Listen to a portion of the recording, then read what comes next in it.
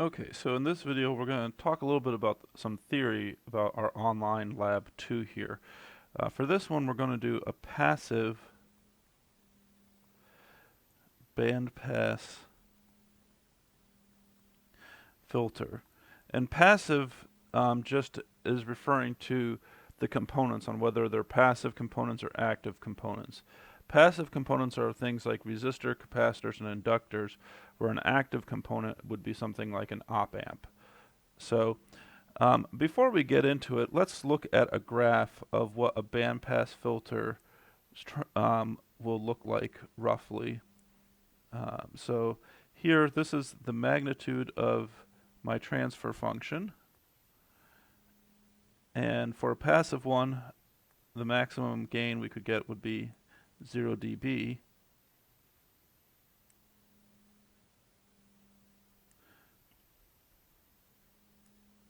And this is what a bandpass filter would look like. At least the ones we're going to get. Now, ideally, you want a bandpass filter to look something more like this. This would be an ideal bandpass filter that I'm going to then erase here. This would be an ideal bandpass filter where, you're only passing certain frequencies through and you're ejecting the others. So let me get rid of those here. Okay, so this is what we're going to be looking at designing in the lab. And before we get into it, there's several parameters here that we should really talk about before we even talk about the circuit. So we still have our minus 3 dB point here.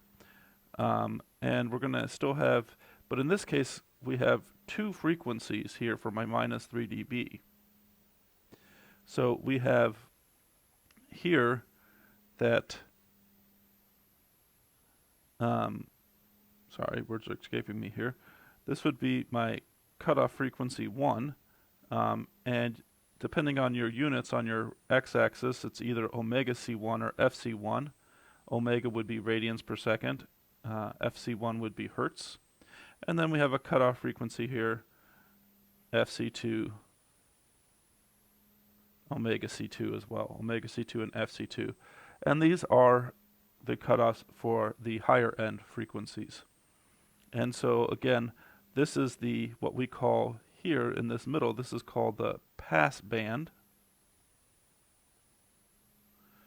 And this is reject and reject here. So we're passing the frequencies for signals in this range, we're rejecting them in the other ranges.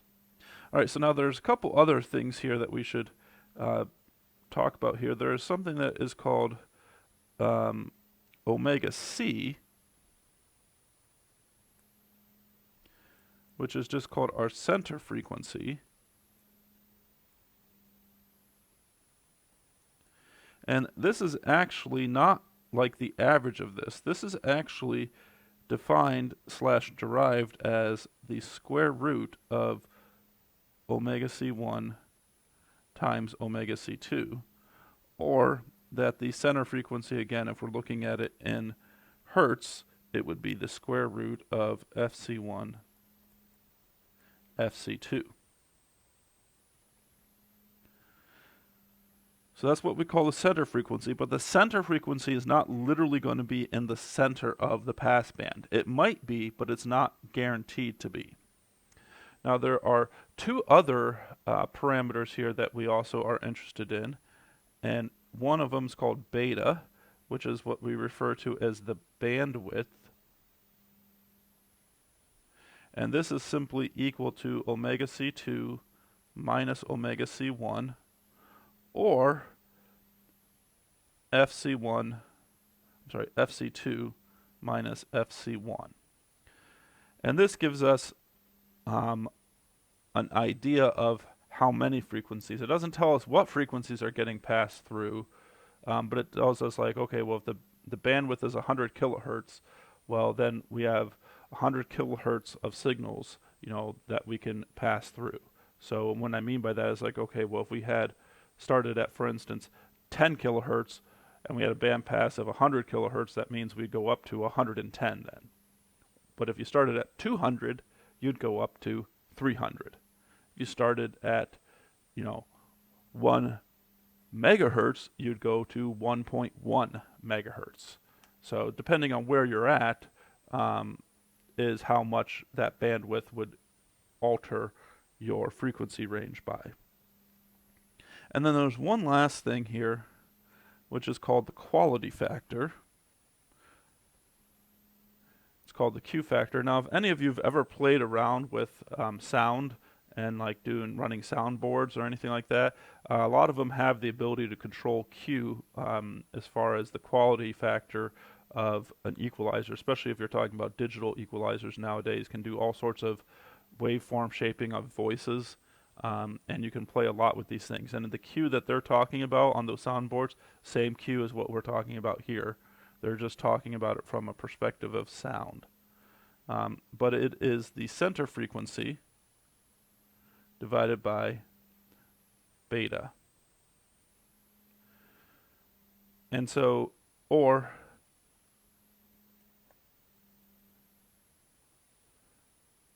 the center frequency in hertz divided by beta. In this case, these betas are having to be in the same units, in the sense that this beta here has to be in radians per second, while this beta here needs to be in hertz. But if you're already operating in hertz, all your answers are going to be in hertz. If you're already operating in radians per second, all of your things are going to be in radians per second. Now, without going through all the details, you only get to pick/design 2 of these.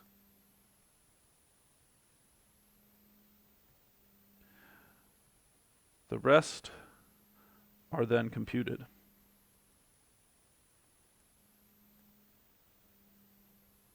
So let's do a quick example illustrating that, because that's something you're going to have to do in the lab as well. So let's go ahead and do here where we have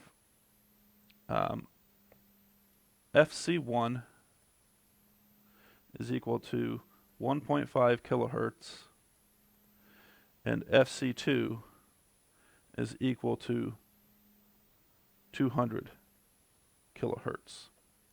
And we're going to go ahead and find my center frequency, the bandwidth, and my quality factor. Okay, so we can just use the formulas that we have. My center frequency is going to be the square root of 1.5 kilohertz times 200 kilohertz, which if I do that computation, I need to pull up my calculator here.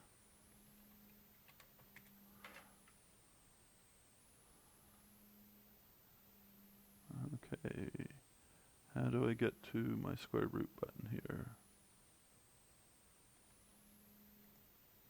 We get 17.32 kilohertz as the center frequency. So notice that it is not anywhere in what we would call the middle of the, if you're thinking about a linear scale, it's not in the middle of it anywhere. But that would be my center frequency. And then the bandwidth, of course, is another easy one to compute. This would just be FC2 minus FC1. So this would be 200 kilohertz minus 1.5 kilohertz. And this would be 198.5 kilohertz as my bandwidth. And then finally, I can compute my quality. My quality factor is the center frequency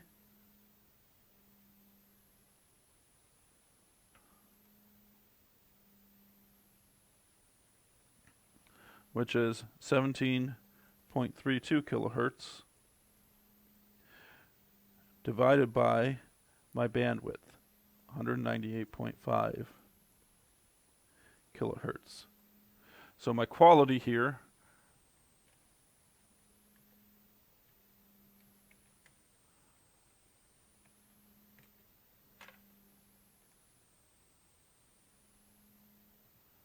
just a second, my calculator went on the fritz here. 17.32 divided by 198.5, and we get a quality factor of 0.87.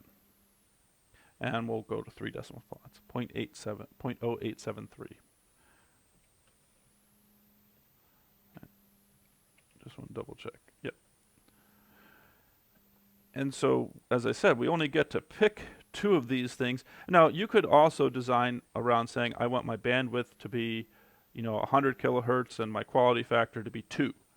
And then your center frequency and your FC and FC1 and FC2 are determined at that point. You'd have to do some equation solving. And what do I mean by that? Well, if your bandwidth is supposed to be 100 kilohertz and your quality factor is supposed to be 2, you could then figure out what the center frequency has to be. And then once you have the center frequency, you can come back and use this equation here combined with this equation here to determine what omega C1 and omega C2 are. A little bit more algebra involved, but that's what you could do. Okay, so I'm just going to go ahead and make one video here that's a little bit longer on our theory section here. So the next thing here, now that we understand center frequency, bandwidth, and quality, we should talk about, well, even before we talk about the circuits, let's talk about an application that you all are familiar with, or maybe you don't use it anymore nowadays because I just use my cell phone in my car. But one application, and this is just scratching the surface, literally scratching the surface, is radios and cell phones. So if you tune FM radio to, let's just say, I don't know, 101.3. So we know that it goes up by 0.2 every time, and it always ends in an odd number for FM. Well, what this is actually equal to is, this is a frequency that you're tuning to. You're tuning to 101.3 megahertz. And basically what you're doing is you're tuning a bandpass filter that has a bandwidth that's approximately 200 kilohertz. So when you tune to 101.3 megahertz, the radio receives signals in the range of 101.2 megahertz to 101.4 megahertz is how these radios are set up. So you're actually receiving, your radio in your car is receiving a frequency band as opposed to a single frequency. And this frequency band, this contains the audio signal. And it contains an FM, as a side note, which is something we'll talk about in a later course, stands for frequency modulation. And so the audio information is in there, but it's basically quote unquote coded. It's been modulated so that we can embed this in these frequencies here. And then as I said, the tuner on your car does this. But basically we're getting a band pass filter because we're letting a band of frequencies in and we're rejecting everything else. It actually is the same thing with your cell phones, except instead of letting a band of frequencies in, well, you're letting a band in, but I don't know the bandwidth on cell phones honestly, so I'll just say cell phones, though, like the 4G ones, operate typically like at 2.4 gigahertz. So that's where your cell phone is tuned to, but it's receiving a band of signals around 2.4 gigahertz. And I don't know what the bandwidth of a cell phone is off the top of my head, but that's what's going on. So bandpass filters are used all over the place, and that's just scratching the surface of their application. So they're used all over the place. Okay, well, let's talk about how we can design bandpass filters. There are two basic first order bandpass.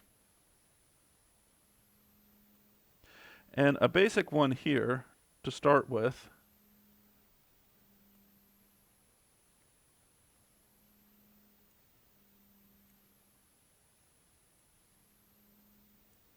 is a capacitor followed by an inductor followed by a resistor, and the output you take across the resistor. And if you do this here, it turns out that there are two parameters that are very easy to compute. Omega naught, or omega naught, that's what a lot of books will use it. We're calling it omega C for center frequency, is the square root of 1 over LC, or 1 over the square root of LC. And then the bandwidth here is actually equal to R over L.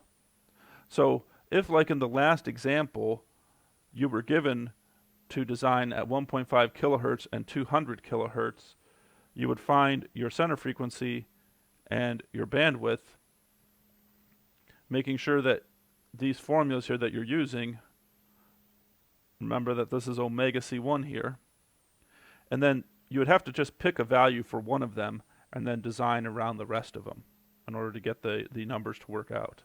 Now, this is not the one we're going to use in the lab, and the reason is that inductors are a little bit tricky to work with. One, you have to be careful with sizing the inductors, and number two, you have to just be careful in inductors in general, because they are magnetically coupled devices. They generate magnetic fields that can interfere with other components, or if there are other inductors present. Now, there are ways to shield them so that you don't have that, but then you have to have shielded, isolated inductors. And so it's not that they're not used in circuits, but if we can come up with a filter design for a bandpass filter without using an inductor, that's what we want to do. And that's what we're going to do. And believe it or not, we're going to use the exact same circuits we did in the previous lab to get a bandpass filter.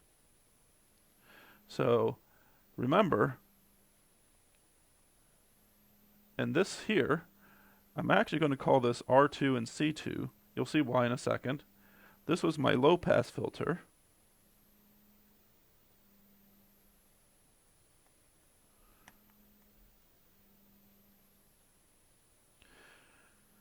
And this had a cutoff frequency of 1 over 2 pi. In this case, it would be R2, C2. And then we also had a high pass filter.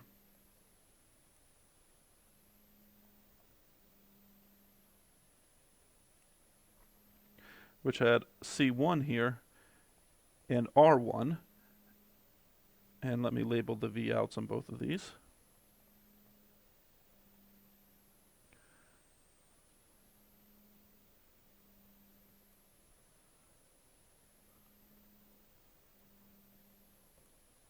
High pass filter, and this again had a cutoff frequency of 1 over 2 pi, in this case R1, C1.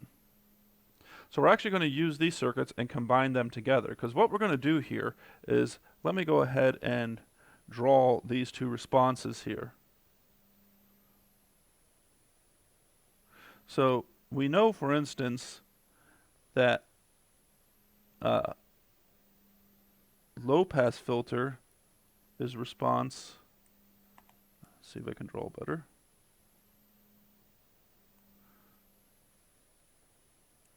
Is going to look like this.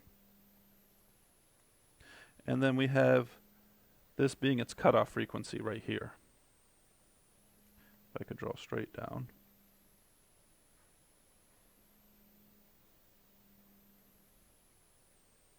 I'll go ahead and label this F sub C2. And then we have a high pass filter that's curved look like this, the blue curve. And then we also had cutoff frequency here of FC1. Now, if we combine these two circuits together and cascade them, essentially what we're going to be able to do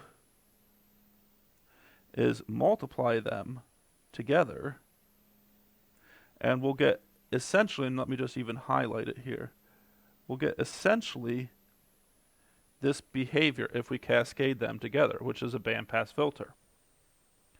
Now, there are some concerns that we have to be aware of. So let me draw you the circuit, and then we'll actually talk about the concerns and go through a design example.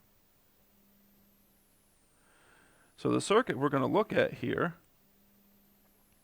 is going to be my low pass filter, and then I'm going to cascade a high pass filter next to it. Now, if we look here, there's a reason why I called this R2, C2, and R1, C1 here. So I'm going to label that here R2, C2, C1, and R1.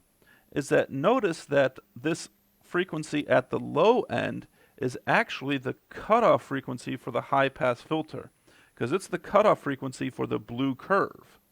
And notice that the cutoff frequency FC2, which is the cutoff at the high frequency end, is actually the cutoff frequency for the low pass filter, or what we drew in green. So that's why we have the circuit like this. And then we're going to take our V out here. Now there's only one other thing we have to be concerned about, is that we have to make sure that R1 is approximately, or I should say not approximately, at least 50 to several hundred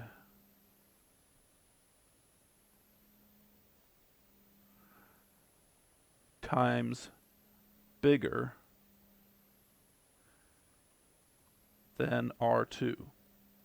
And the reason behind this, and we'll talk about it and show it in the simulator, this is to prevent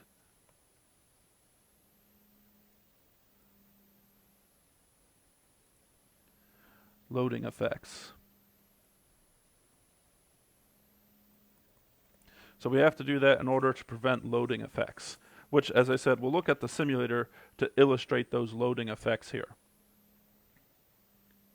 Okay, so what are we going to do here? Well, let's go ahead and do an example here. So we're going to do an example. Design a filter. Design a bandpass filter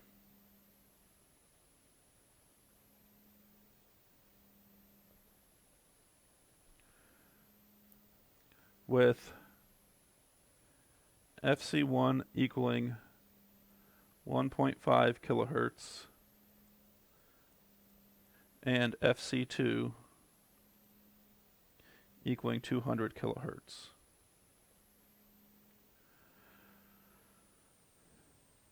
Okay, so we know here that FC2 has to be 1 over 2 pi R2 C2. So we have 200 kilohertz has to equal 1 over 2 pi R2 C2. Well, we're going to want to pick R2 in the 100 ohm range.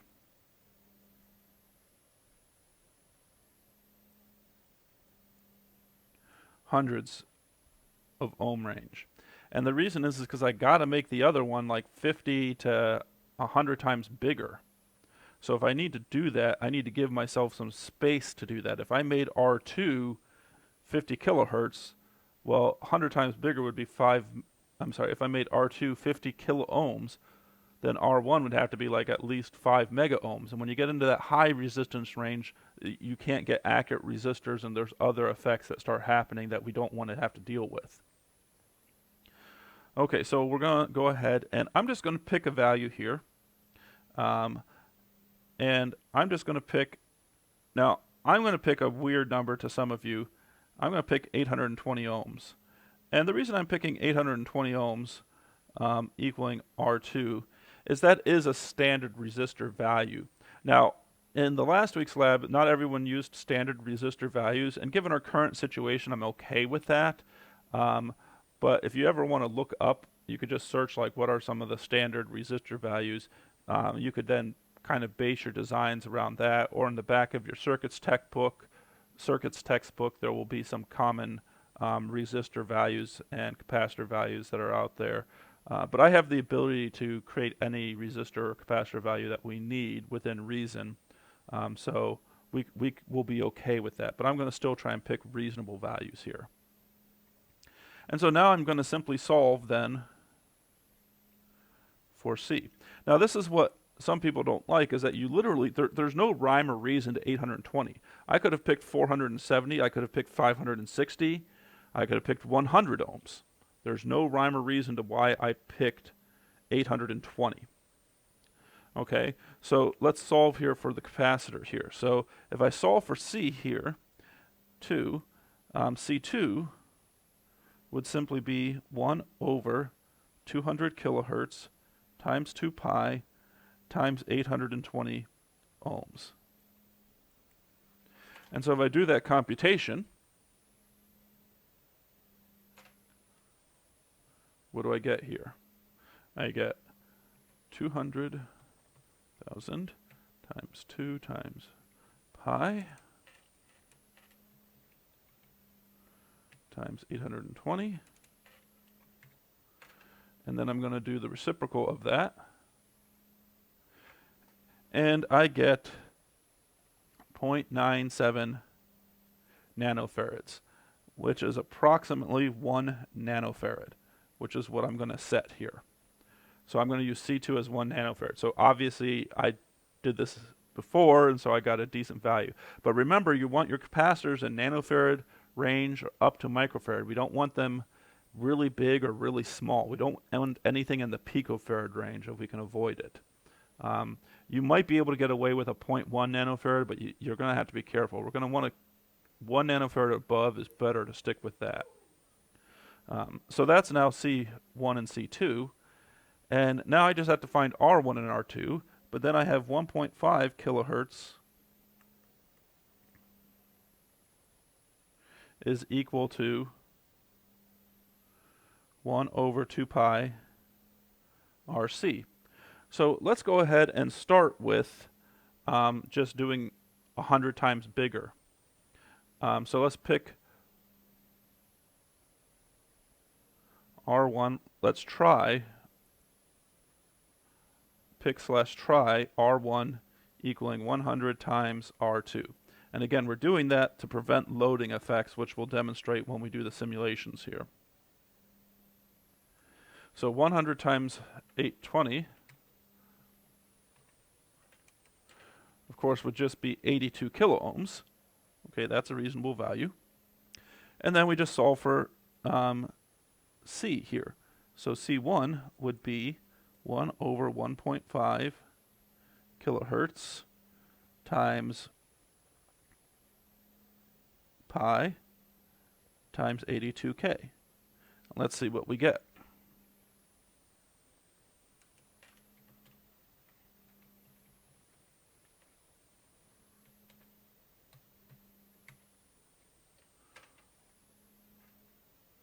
And in this case, we get 2.59 nanofarads. Now, we don't have a 2.5 nanofarad capacitor. Now, as I said, we could, force that into it, but when I did this, and this is where sometimes you just have to do a redesign here, I was like, oh, well, a reasonable value for 2.59 is 2.2 nanofarads. That's pretty close. But then let's resolve for R1. So in this case, R1 would be 1 over 1.5 kilohertz times 2 pi. Let me double check my calculations. I think I may have done something wrong on the, yeah, I think I missed a factor of 2. So let me backtrack here, because there should be a 2 here. 1.5 kilohertz times 2 times 3.1459 times 82,000. And we get 1.3 nanofarads. Which again, we don't have a 1.3 nanofarad capacitor as a standard value, but we do have 1.2 nanofarad capacitors, or even 1.5. So let's do a 1.5 nanofarad as a standard. And so I'm going to resolve this now.